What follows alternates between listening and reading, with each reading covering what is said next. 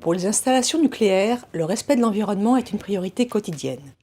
Dans un premier temps, j'expliquerai en quoi consistent les rejets, quelle est la réglementation, comment les rejets sont contrôlés et réduits à la source. Puis, je compléterai mon propos en expliquant comment sont mesurés les impacts et quelles sont les informations disponibles.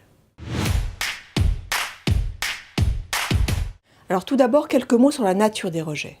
Comme beaucoup d'autres activités industrielles, l'exploitation d'une installation nucléaire entraîne des rejets d'effluents liquides et gazeux. Une réglementation stricte encadre ces différents rejets, qu'ils soient radioactifs ou non.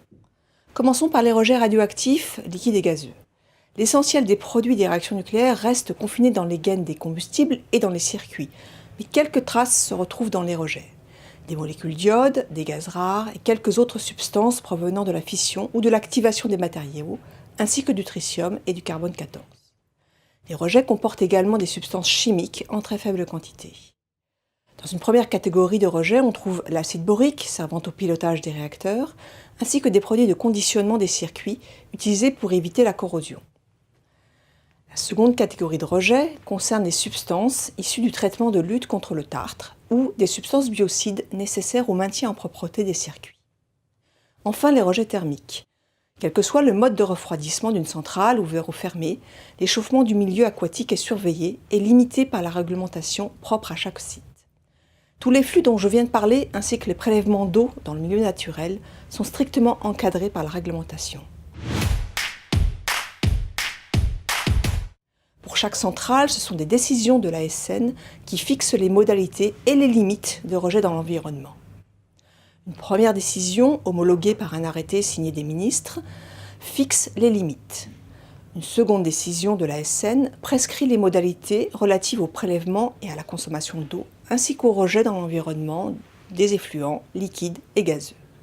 Ainsi, par exemple, les techniques de mesure, la localisation des instruments, la périodicité des contrôles, le contenu des registres sont précisément définis dans la réglementation. La gestion des effluents non seulement respecte la réglementation, mais fait l'objet d'efforts réguliers d'amélioration. La totalité des effluents sont collectés afin de subir un traitement permettant de réduire leur impact avant rejet chaque fois que cela est possible.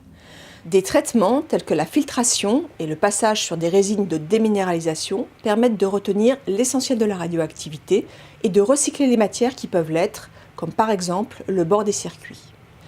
Les effluents sont ensuite acheminés vers des réservoirs d'entreposage où ils sont analysés sur le plan radioactif et sur le plan chimique avant d'être rejetés en respectant la réglementation. Le graphique que vous voyez maintenant illustre la démarche volontariste mise en œuvre par EDF.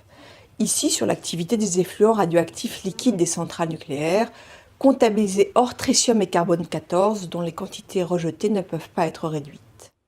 Tout en obtenant des résultats situés déjà largement en dessous des limites réglementaires, EDF a divisé par 100 les rejets liquides depuis 1985.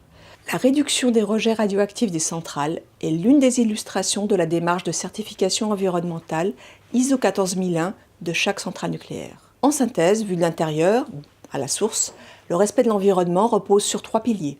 Une réglementation rigoureusement appliquée, de nombreux contrôles portant sur les modalités de rejet et des efforts d'amélioration continue qui se traduisent par une baisse régulière des rejets.